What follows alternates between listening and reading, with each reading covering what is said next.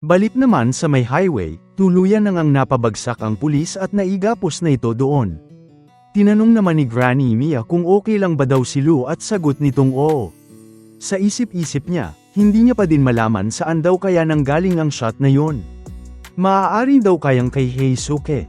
Sana daw ay okay lang ito, pati na ang boss nila, si Shin, Aoi at si Hana. Ang tunnel naman at bridge sa kabilang banda ay tuluyan nang nasira nang bumagsak dito ang chopper.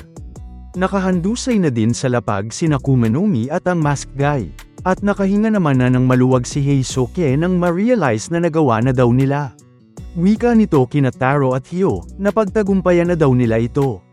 Sa gilid naman, hindi makapaniwala si Kamihate na siya raw ay hindi lamang isang long-distance shooter.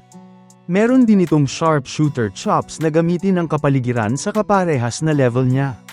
Napahanga ito, kaya naman sinabihan niya itong dapat niyang konsiderahin na sumali sa order.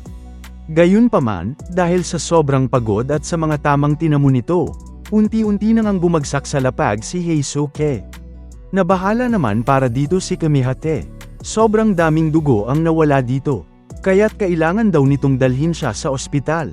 Binuhat niya ito sa likod niya at pinaalis ang mga nakaharang na tao sa daan. Nagulat naman si Heisuke nang imulat ang mata at mapansin ang napakaraming mga tao na nagrarally at may dalang flags na may logo ni X. Napatingala ito upang kumpirmahin kung marka daw ba ito ni X. Tinapak niya naman ang lalaki sa gilid niya at tinanong sino daw ang mga taong yun.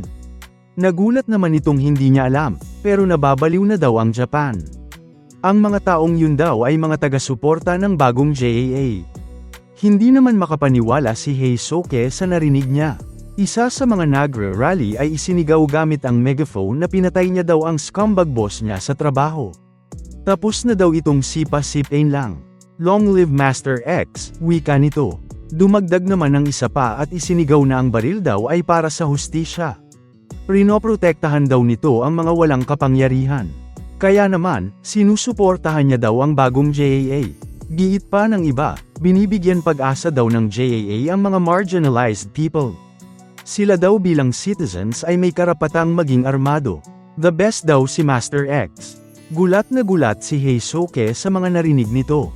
Dagdag pa ng kausap niya, lahat daw ng mga taong yun ay nahanap ang kaligtasan sa kanilang tatlong bala. Hindi ito matanggap ni Heisuke at tinanong ano daw ang problema nilang lahat. Nababaliw na daw sila. Ang bagong JAA daw ay isang grupo ng mga mamamatay tao.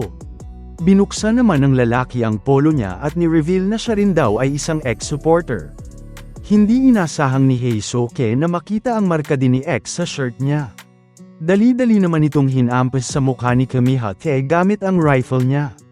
Aniya, bad taste daw ang shirt na suot niya. Hinayla naman ito si Heisuke gamit ang rifle at kalimutan na daw nito ang mga loser na yon. Kailangan daw nito agad ng treatment or else ay mamamatay daw ito. Sa isip-isip ni Heisuke, hindi niya lubos sa kalaing nangyari yun lalo na't ngayong napabagsak na nila ang isa sa mga laki ni X. At kung magpapatuloy daw yun, siguradong tapos na ang Japan.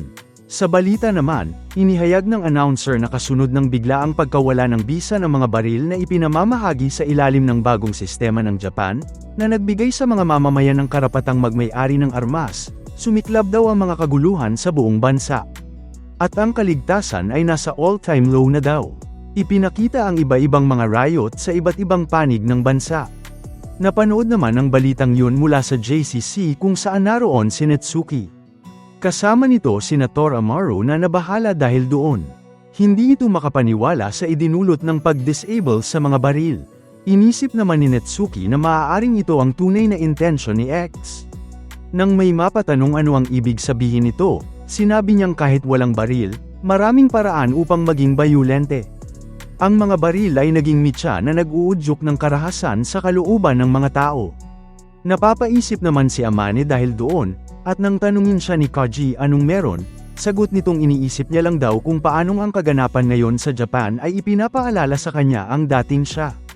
Ang lahat daw ng nasa ilalim ng spell ni X ay nawawala sa sarili nila. Pero nang mangyari daw ito sa kanya, si Sakamoto at ang mga kaibigan niya ay pinatigil siya. Kaya naman, sa ngayon, nasa kanila naman daw nakasalalay ang pagpapahinto sa kanila. Habang nag-uusap sila, nasa gilid na pala nila ni Sheena at ang kuya nito. Komento ni Sheena, sobrang ayos daw ang bathroom doon. Sumang-ayon naman ang kuya niya at sinabing hindi daw nagtitipid nag-JCC. Tinanong naman ni Sheena kung nakita na ba daw nito ang cafeteria. Mukhang ang sarap daw ng mga pagkain doon. Na-excite naman ang kuya nito at sinabing tignan daw nila matapos ang trabaho nila doon. Tuwang-tuwa naman si Sheena na ikwento din na meron daw poison department doon. Hindi ba't kakaiba daw? Wala daw kasing ganun sa Kansai Academy. Nais daw ba nitong silipin yun mamaya? Hindi naman sigurado ang kuya niya. Sa tingin niya daw ba ay okay lang na umiikot-ikot sila doon? Narinig naman ni Natsuki ang usapan nila at na-curious si Toramaru sino daw sila. At ano ang meron at gamit nila ang Kansai dialect sa pagsasalita. Mukhang hindi daw sila taga-JCC. Nabahala naman din si Amane, lalo na nang makitang inilabas ni Sheena ang mga bala. Wika nito, kailangan niya daw na ilagay yun. Binibenta daw ang gatlang ammo sa school shop. At nakakabilib daw ang mga selection doon. Nang tanungin naman ng kuya nito kung para saan yun, sagot nitong hindi na daw siya makapaghintay na gamitin yun. Okay lang daw ba? Inilabas nito ang gatlang gun niya at nang mapansin nito, pinigilan naman siya ng kuya niya. Naging alerto sina Natsuki at buti na lang, nakaiwas sila nang bigla na lang silang ratratin ng sobrang excited na si Sheena. Sobrang nabahala naman sina Amane at Kaji. Hindi ito mapaniwalaan ni Toramaru at ng iba pa. Ano daw ang meron sa babaeng yun? Nababaliw na daw ito. Nag-blush naman si Sheena at mukhang satisfied nang maamoy ang usok matapos nitong gamitin ang gun niya. Kahit daw ang gun smoke kasi ay mas fancy doon sa syudad. Humingi naman ng tawad ang kuya nito sa mga tao sa paligid. Aksidente lang daw na pumutok ang baril ng kapatid niya. Gayunpaman, naalala na daw sila ni Amane. Na-curious naman si Natsuki kung sino sila. At kwento ni Amane, na feature na daw sila sa JCC newsletter. Isang pares ng kambal na graduate sa Assassin School sa may Kansai Killing Academy. Sila daw ang nakakuha ng pinakamataas na score ever sa graduation exams. Sila ang Saionji twins. Napaisip naman si Natsuki kung bakit daw sila nasa JCC ngayon. At naghinala ito sa pakay nila. Natuwa naman si Sheena nang marinig na sikat daw pala sila. MAS dumami pa daw ang followers nito. Tinanong naman ng kuya nito kailan pa daw gumamit ng social media ang mga assassin. Curious naman si Sheena sino na nga daw ba ang kailangan nila patayin. Kaya't nilabas ng kuya nito ang papel at hinanap ang listahan. Aniya, ang mga taong may deep ties daw sa Sakamoto store. Hindi na nito natapos banggitin sino-sino dahil sinabi ni Sheena na sino daw ba ang may pake. Mas maganda daw kapag mas maraming katawan ang mapapatay nila hindi ba? Nainis naman ang kuya nito na palagi na lang siyang nagmamadali. Hindi makapaniwala sina Amane na naroon na nga ang Saionji twins mula sa Kansai Academy. Tinanong naman ni Toramaru ano daw ang nagdala sa kanila doon sa JCC. Let's see, wika ng kuya ni Sheena. At nagpakilala si Sheena sa kanila bilang miyembro daw ng bagong JAA. At ang pagpatay sa kanila ang pinakaunang misyon daw nila. Gulat na gulat naman sila doon. Habang si Natsuki ay inasahan na yun, tama daw ang suspetya niya. Gayunpaman, pinatitigil muna ng kuya si Sheena. Kailangan muna daw nilang magpaliwanag muna. Alam daw nilang hinak nila ang mga dinistribute na weapons at sinat daw nito. Malaki daw ang gastusin para sa planong yun, kaya naman, galit na galit daw ang boss nila. I see, sagot ni Natsuki. Naroon daw pala sila upang targetin siya. Hindi naman inasahan ng lalaki yun. Kahit daw siya ay masyadong nagmamadali. Meron daw isang paraan upang makasurvive ito. Sabihin lang daw nila nasaan na si Sakamoto. At kapag ginawa nila yun, siya pati na ang JCC ay hindi daw mapapahamak. Sa isip-isip tuloy ni Natsuki, hindi pa ba daw ba nila na-realize na papunta na doon sa JCC si Sakamoto? Sumagot naman si Mafuyu na by the way, bakit daw sila kumikilos on their own? Tinanong nito ang kuya niya kung hindi ba't mas okay daw kung papatayin na lang nila sila doon. Nagtaka naman si Sheena sa sinabi nito. At sa sobrang inis, bigla na lang itong sumugod upang sipin siya sa mukha. Sa sobrang lakas ng impact nun ay dumiretso ito sa dingding na siya namang nabasag. Aniya, Kung mamaliitin daw nito ang Kansai, ipapakita niya dito ang kalalagyan niya, sabay tawag sa kanyang bastard. Nabahala naman si Netsuki para sa kapatid nito. Habang hindi naman inasahan ni Toramaru ang bilis niya. At dahil nasaksihan ng CCTV ang pangyayari, nag-alert na sa buong JCC na merong suspicious activity daw na na-detect sa loob ng facility. Maaaring intruders daw, kaya naman, pinababalik ang lahat ng mga estudyante sa kanilang mga kwarto. Inatasan naman ng mga guro at staff na patayin ang mga nanghimasok. Kaya't hinanda na nila ang mga weapon nila. Bakas ang concern sa mukha ng kuya ni Sheena dahil nakakairita na ang sitwasyon. Samantalang si Sheena naman, yun daw exactly ang nais. Ilang saglit pa, lumabas na ang mga staff upang hanapin ang sinasabing intruders. At nang matukoy sila, desidido naman silang patayin na ang mga ito. Nang palinggan si Sheena, bigla namang nagpaputok ang staff. Buti at nahawakan sa ulo ng kuya niya siya upang maiwasan ang paparating na bala na pinakawalan nila. Masyado daw careless ang mga yun, at tinawag silang idiot ng kuya. Hindi naman inasahan yun ni Sheena, pero paalala ng kuya nitong kapag mas crappy daw ang weapon, mas marami ang tinatamaan ng ligaw na bala, kaya naman mag-ingat daw siya. Nainis naman si Sheena at pumiglas, sabay kumilos mag-isa at nag-worry naman ang kuya nito para sa kanya. Gamit ang Gatling gun, tinutok ito ni Sheena sa ulo mismo ng mga staff members. At isa-isa niya silang pinagbabaril. Tuwang-tuwa naman ito nang pasabugin ang kanilang mga katawan at sumigaw pa nga ng yaho. Tinawag naman siyang brat ng JCC staff. Ngunit wika nito sa kanila, sila daw ang kinatawa ng bagong JAA. Sumugod naman ang isang staff na may hawak ng kutsilyo dito, ngunit sinunggaban lang siya sa damit ni Sheena at ibinato.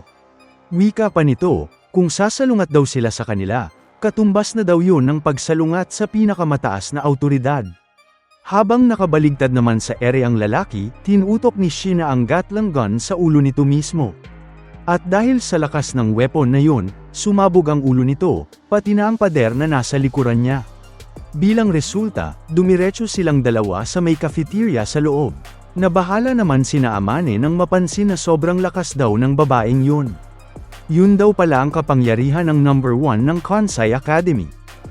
Bigla namang may umatake dito, at yun ay si Mafuyu na sisipain dapat siya, pero naiharang ni Sheena ang Gatling gun nito sa ulo niya. Pagbabanta ni Mafuyu, papatayin niya daw siya, ngunit hinamon lang siya ni Sheena ng bring it on. Sa kabilang side, hindi naman alam ng kuya ni Sheena ano ang gagawin niya na ngayon. Lumala na daw ang sitwasyon ng husto. Curious naman si Netsuki kung hindi daw ba ito lalaban, at sagot niyang hindi daw at wala itong intention. Ang buong akala niya daw ay sasabihin lang nito kung nasaan si Sakamoto. Bigla naman niyang tinanong kung hindi ba daw yun ay ang nakababatang kapatid niya. Nakakapagod daw sa parehas sa kanilang dalawa ang pag-asikaso sa mga pasaway na mga kapatid nila, ngunit strangely enough, nangingibabaw daw ang pag-aalala nito para sa kapatid niya, kaysa ang galit nito sa kanya. Napaisip naman si Netsuki doon, habang nasakal na ni Sheena si Mafuyu. Yusak, komento ni Sheena dito. Ganun daw ba kababaw ang level ng Tokyo? Sinabi naman nito sa kuya niyang tapusin na daw nila agad yun at kumuha ng mga souvenir at bumalik na. Bakas ang pagkabahala sa mukha nito kaya tinanong siya ni Sheena ano daw ang problema. Nagmasid ito sa paligid at napatanong saan daw napunta ang lalaking katabi niya. Sumagot naman si Netsuki na tama daw, ang pagkakaroon ng nakababatang kapatid ay puro problema ang dala. Gamit ang invisibility suit nito, nagawa niyang makansil ang presensya niya upang pumosisyon sa likod ni Sheena. Hindi naman ito inasahang bigla na lang siyang tinamaan out of nowhere, habang niligtas na ni Netsuki ang kapatid niya. Napatilapon si Sheena at sinabing may tumama daw sa kanya, isang multo. Nagbabala naman ang kuya nito na tignan daw niya ang mga nasa likod niya. Ngunit huli na ang lahat bago niya napansin na ang mga JCC staff pala ay nakaabang nasa kanya doon. Gamit ang tali ay ginapos nila ito doon at hinuli. Wika pa ng isang may patalim, huwag daw nitong i-underestimate ang mga guro sa JCC. Aniya, bibigyan daw nila ito ng lesson na hindi niya makakalimutan. Tanong naman ng kuya niya. Yun daw ang dahilan kung bakit niya sinasabihan si Sheena lagi na huwag maging pabaya. Napakabilis nitong kumilos at napugutan ang ulo ng lahat ng mga guro na hamuli sa kapatid niya nang walang kahirap-hirap. At kahit mag-isa, napabagsak nito sa isang iglap lang ang napakaraming kalaban. Nanlaki naman ang mga mata nila Netsuki nang masaksihan yon. Kinabahan pati si Toramaru at hindi inasahan yon. Sa isip-isip pa ni Nakaji at Amane ang mga galaw daw ng lalaking yun ay hindi inaasahan. Tinanong naman nito si Shina kung makakatayo daw ba siya, at sagot nitong oo. Sa isip-isip nilang lahat, nakakabaliw daw ang lakas nito.